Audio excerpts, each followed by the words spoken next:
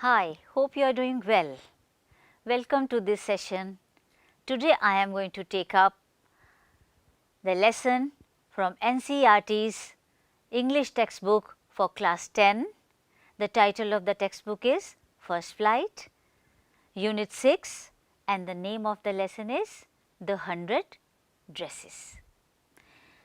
In our previous sessions, we had discussed about the story. I will recapitulate the story and then we will do some activities. The story is about Wanda. Wanda was a simple girl. She was from a poor background and there were other two girls, Peggy and Maddie. Peggy would make fun of Wanda every now and then by asking her a question. How many dresses do you have, Wanda? Wanda would simply reply, I have 100 dresses lined up in my closet. And then they would laugh because Wanda would wear one blue dress every day to school. Her dress was shabby, but it was clean. And finally, Wanda leaves the school and her father tells the school that they are leaving the school because he does not want that her children should be exposed to bullying. When Peggy and Maddie came to know about this, Maddie was very sad. Peggy was trying to defend her actions by telling her maybe there was nothing wrong in that she was doing, but Maddie reflected on the incidents and she felt sad. She wanted to apologize to Wanda, say sorry to her. This is how the story goes on, and finally, they write a letter to Wanda, a friendly letter. Actually, they wanted to apologize to her, but it became a friendly letter. No harm, even a friendly letter is a nice gesture. Finally, Wanda replies, not directly to the girls, but to her teacher, telling that they can keep the sketches and the two sketches should be given to Peggy and Maddie because they were really interested in her drawings as gifts. And the story ends, surely she had 100 dresses all lined up in her closet. So, this is the background of the story and I am sure you must have read both the parts, part 1 as well as part 2. Let us discuss some language activities. Here are some adjectives. These adjectives describe human qualities. You can consult a dictionary if you are not sure of the meanings of some of the words. You may also add to the list the positive or negative pair of a given word. The words are kind, sarcastic, courteous, arrogant, insipid, timid, placid, cruel, haughty, proud, zealous, intrepid, sensitive, compassionate, introvert, stolid, cheerful, contented, thoughtless, vain, friendly, unforgiving, fashionable, generous, talented, lonely, determined, creative, miserable, complacent. So many adjectives, maybe there are 30. You can add to the list. You can increase the number to 50. I leave it to you. Now, divide them into 3 parts: positive qualities, neutral and negative qualities. You have divided? Have you done this activity? Very fine. Now, what adjectives can be used to describe Peggy, Wanda and Maddie? Wanda was a creative girl. She was kind, Fine. She was stolid. She was generous. Don't we come to know all these things from the story? And these adjectives help us describe these three girls. So, once we have the adjectives with us, we can write a character sketch of these two girls. We can write Wanda was a Polish girl, she was simple, she was kind, she was so creative that she had made sketches of 100 dresses. Similarly, if you have to write about Peggy, you can write she was vain, she was a bit callous also, she made fun of Wanda all the time.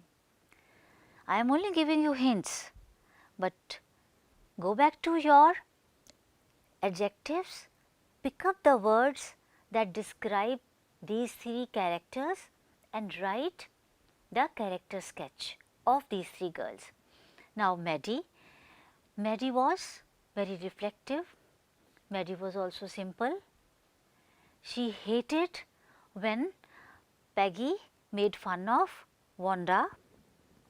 She was sensitive, she was compassionate. Okay? So, I hope you will be able to write the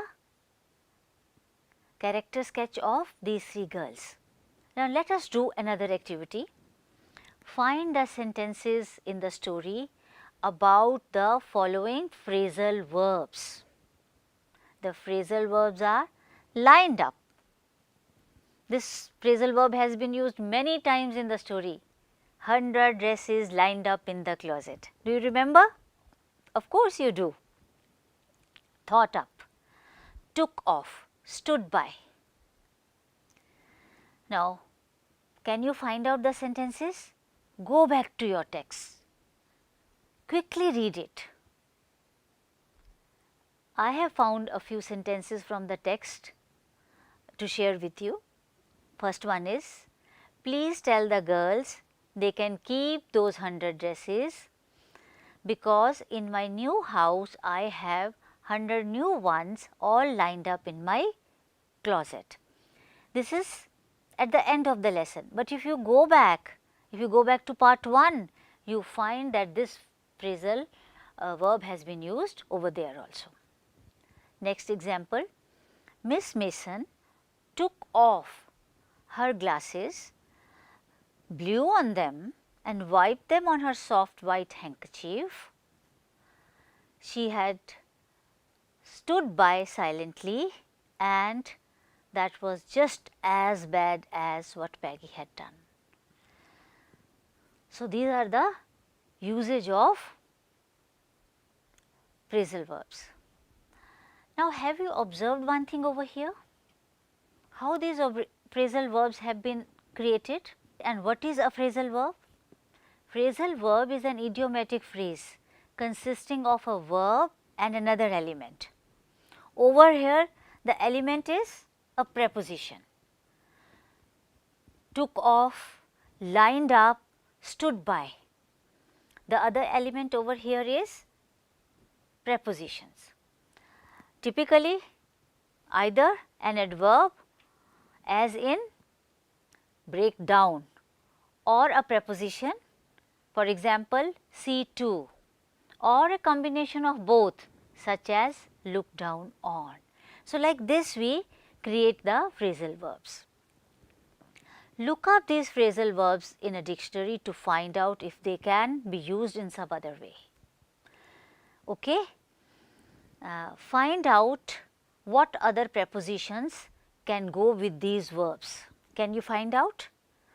What does each of these phrasal verbs mean? Now, you have to do this activity on your own. It will be fun. Use at least 5 such phrasal verbs in sentences of your own. I can share a few examples with you. The examples are like, let us take the word break, break up. Okay? The breakup was emotional. Break in. How did the thief break in the house? I have used two prepositions with the word break. Similarly, you can also choose a word and use different verbs to create more phrasal verbs and then use them in sentences of your own. There is another activity. This is about colors. Surprised? Let's do the activity. I am sure you will enjoy doing it. Colors are used to describe feelings, moods and emotions. Let's look at the first example. The Monday morning blues. How do you feel when you have to go to school after a long weekend? Sadness or depression after a weekend of fun. Back to school, back to routine, back to discipline and everything. Though discipline is a good thing, but you know, this is known as the Monday morning blues. The next one, go red in the face. Feel embarrassed, angry or ashamed. Look green. Feel very sick, as if about to vomit. The red carpet, a special welcome.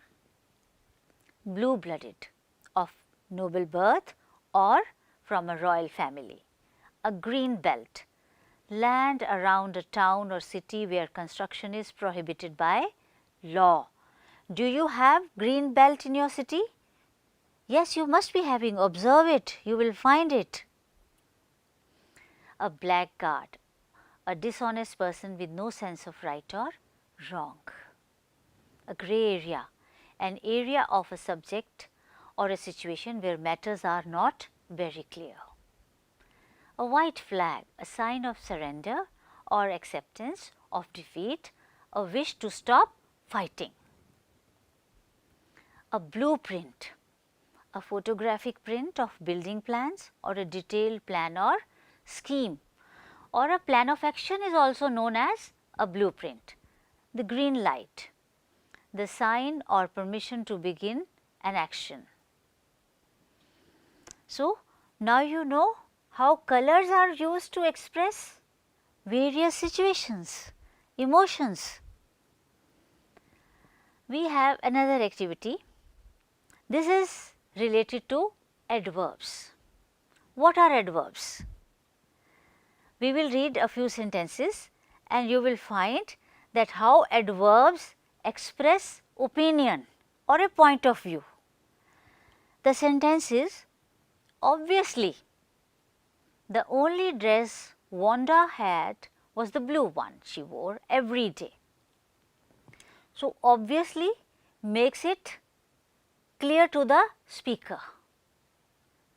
So, this is referred to as, known as adverb. Other such adverbs are apparently, evidently, surprisingly, possibly, hopefully, incredibly, luckily. Now, the task for you is use these words appropriately in blanks in the sentences given in your textbook. You can use a word more than once, okay, or more than one word may be appropriate for a given blank.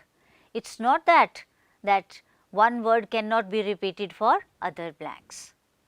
Adverbs also tell how it happened, or a word or phrase that modifies or qualifies an adjective, verb or other adverb, or a word group expressing a relation of place, time, circumstance, manner, cause, degree, etc. For example, gently, quiet, then, there. Example of quickly, she swims quickly. Here the adverb quickly modifies the verb swims. She swims quickly. Her action is modified. There are 5 types of adverbs: degree, frequency, manner, place and time. Let us take the example of hard. Hard is both an adjective and an adverb. You can say the bed was hard using the adjective, okay, which means it is very firm. You can also say I worked hard using the adverb, which means with a lot of effort. Students, you must have completed the task filling up the blanks with adverbs. Let us see how adverbs are used in these sentences. The first one, surprisingly, he finished his work on time. Hopefully, it will not rain on the day of the match. Evidently, he had been stealing money from his employer. I can't possibly lend you that much money. The thief had apparently been watching the house for many days. The water was incredibly hot. I hope it is clear to you how to use adverbs and where to use adverbs. Now we come to the writing section. I have a task for you. The story of Wanda Petronuski presents many characters engaged in many kinds of behavior: teasing, playing, sitting in the class. Form groups, choose an episode or episodes from the story, assign roles to each member of the group from that episode and try to act it like a play using the words in the story. I would suggest that you divide both the parts into manageable chunks. You can form 6 groups, 8 groups. You can discuss all these things online also. Now, each group will write the dialogues and then you can stage it as and when you get the opportunity. And let me share with you that this particular story is very popular with the students, with the syllabus makers all over the world, because it has a great teaching. It teaches us not to be a bully and not to bully anyone. So, you are going to now become writers and producers of a play. Next writing activity is, are you interested in drawing and painting or anything else? Imagine you are going to make a career out of your hobby. Hobbies can be like sketching. Do you want to become a painter, fashion designer, astronaut, anything for that matter? Sports person, musician, that's up to you to decide. Now, as per your hobby, what sort of things will you need to learn? Lot of research work, you have to read about it. Write a paragraph or two on this topic after consulting an expert or doing reference work on your chosen area. Clear? Another writing task is, rewrite a part of the story as if Wanda is telling us her own story. So, therefore, it will be a narrative style. You are going to write from Wanda's point of view. I have given you 3 tasks to write. While doing your writing activities, please follow the process approach to writing.